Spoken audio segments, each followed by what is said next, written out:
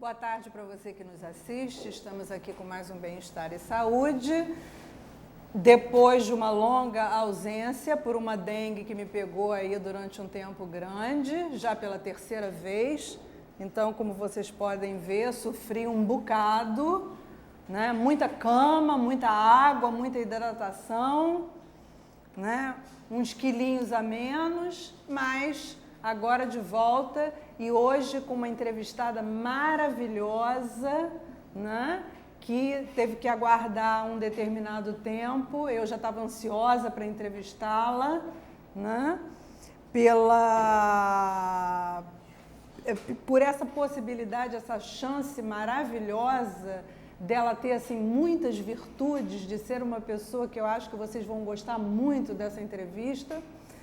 Então, estamos aqui com a Cristiana Seixas. Cristiana, seja muito bem-vinda. A Cristiana é uma colega, é psicóloga e é formada em letras, né? É terapeuta expressiva, participa de inúmeros movimentos literários, né? E usa, acima de tudo, a literatura como um veículo, não é? Para o seu trabalho de psicoterapia, não é isso? Então, vamos falar um pouquinho desse trabalho, como é que ele acontece? Em primeiro lugar, boa tarde. Eu fico muito agradecida pelo convite, pela oportunidade e principalmente para poder compartilhar essa riqueza que é a biblioterapia.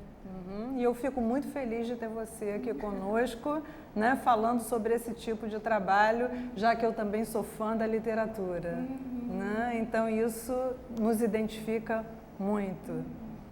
É muito comum as pessoas desconhecerem esse termo, apesar da prática, eu sei que já acontece. O que é a biblioterapia? É a utilização da literatura como instrumento terapêutico. Hoje eu faço isso de duas formas. No consultório, eu tenho formação também em psicologia, como você, então no atendimento clínico, eu tenho lá algumas estantes de livros que eu chamo de farmacinha. Então, de acordo com a questão, com a angústia ou com o que o paciente traz, eu pego algum livro para poder nomear. É como se fosse uma travessia através da palavra. Aquilo que ele não consegue expressar, algum escritor pode fazer isso com muita propriedade. Além disso, tem as rodas de leitura que são semanais. Eu vou sair daqui correndo hoje e vou para lá, que é toda terça-feira, às 5 horas da tarde. Hoje a gente vai trazer o Cidades Invisíveis, do Ítalo Calvino, que é um livro belíssimo. E nós fazemos uma roda literária, mas não focada no autor, o que ele quis dizer. E sim, lemos coletivamente alguns trechos selecionados, e aí o que importa é o que aquilo desperta em você. Quando você faz essa roda de leitura, Cris, esse trabalho na roda de leitura, você faz naquele momento em que vocês estão ali lendo, quer dizer, você faz como se fosse um atendimento de grupo, você interrompe, quer dizer, cada um lê um trecho, e você interrompe, faz aquela dinâmica ali naquele momento em que está acontecendo a roda de leitura, ou você utiliza a roda de leitura como um referencial à parte, paralelamente ao processo terapêutico individual do seu atendimento. Quer dizer, como é que você utiliza, como é que você faz essa dinâmica? É a sua primeira opção. Então, é uma roda que tem fins terapêuticos, sim. Ali naquele momento. Isso. Então, como é que se dá isso? O trabalho é muito baseado na poética do espaço do Gaston Bachelard, que fala dessa potência que a palavra tem de causar ressonância e repercussão. Como assim? Ressonância porque alguns trechos literários, algumas histórias, elas têm uma penetração que o racional não consegue filtrar. E aí é como se despertasse imagens e coisas guardadas, apagadas, e aí imediatamente você tem vontade de falar. Dando um exemplo, uma vez, conversando com uma pessoa, eu disse uma frase do Camus, no Primeiro Homem, que ele fala do trabalho de uma estupidez de fazer chorar, que consegue tornar ao mesmo tempo os dias mais longos e a vida mais curta. Essa frase causou uma repercussão imediata e a pessoa falou na frente do chefe dela alguma coisa que ela não queria. É como se fosse alguma coisa que desperta e dá vontade de falar. Então, essa é a minha massa de trabalho. O que acontece no grupo é que, algumas vezes, a gente identifica que alguém precisa de um lugar mais protegido, com mais privacidade, para poder fazer um trabalho mais profundo.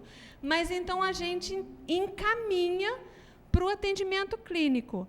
Coletivamente, qual é a riqueza? É do compartilhar de pontos de vista. Então, aquilo, como a Clarice diz, né?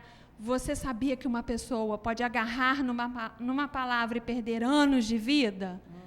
Então, esse compartilhar de ponto de vista, uma acha um absurdo tal situação, a outra já vem com uma argumentação, e a gente tem uma premissa.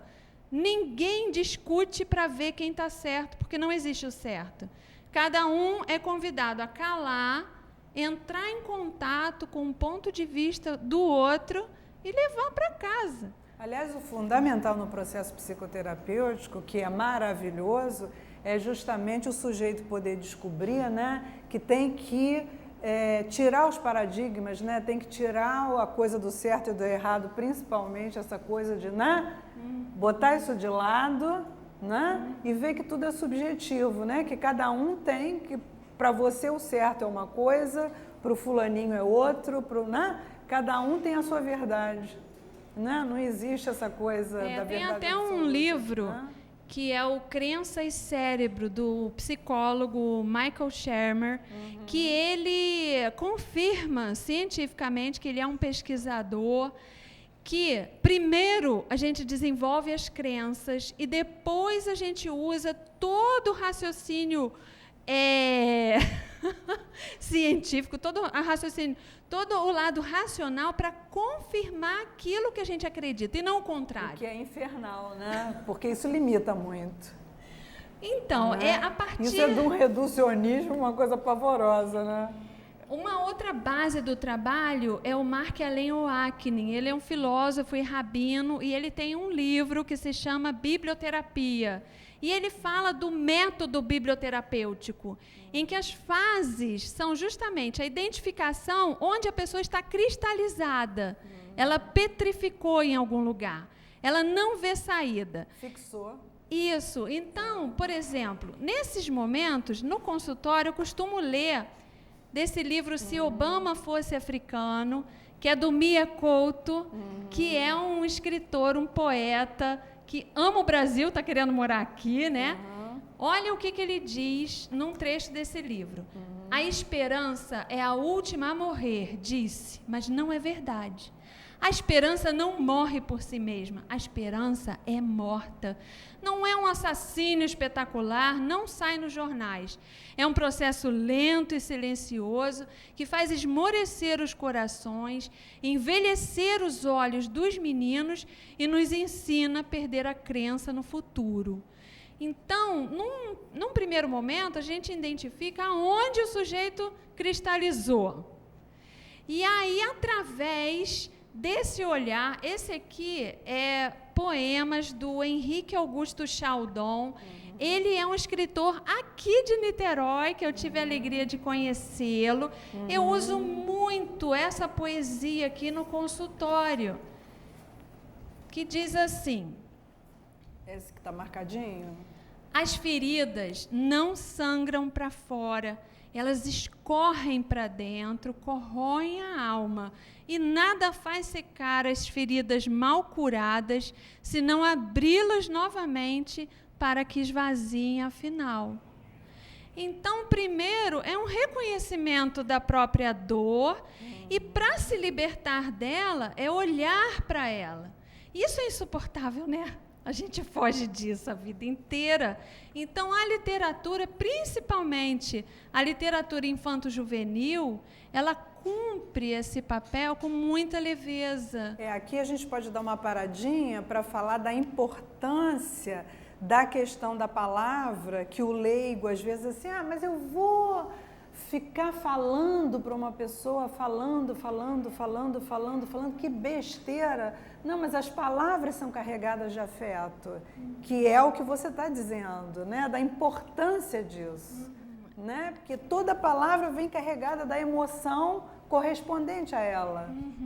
Eu costumo dizer que a palavra, ela ancora as coisas, que é como se ela condensasse os 4 elementos, né? Então, é o ar, porque ela capta o pensamento, é a terra, quando a gente transforma em palavra escrita, é o elemento água, que é o fluir das emoções, e é o elemento fogo, que é um grande transformador. As pessoas não ouvem falar dessa palavra biblioterapia, mas para qualquer um que eu perguntar assim, qual foi o livro que transformou a sua vida? Aquele que tirou o seu tapete, desconstruiu suas certezas, abriu novas perspectivas, fez renascer a esperança. Todo mundo tem uma resposta. De uma certa forma, cada um foi tocado.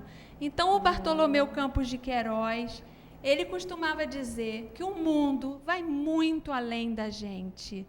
Então, quando a gente mergulha na literatura, e é um mergulho infinito, a gente entra em contato com esses outros universos e ganha um grande referencial para se trabalhar o humano, que é tão plural, que é tão complexo. Então, sou muito inspirada também no trabalho da Nise da Silveira, que fez um trabalho pioneiro, revolucionário, e que encontrava na poesia. Ela tem um vídeo dela que diz: eu prefiro ler 20 vezes Machado de Assis e Dostoiévski do que estudar os grossos manuais de psiquiatria. É uma verdade. Mas Machado de Assis foi um gênio, né?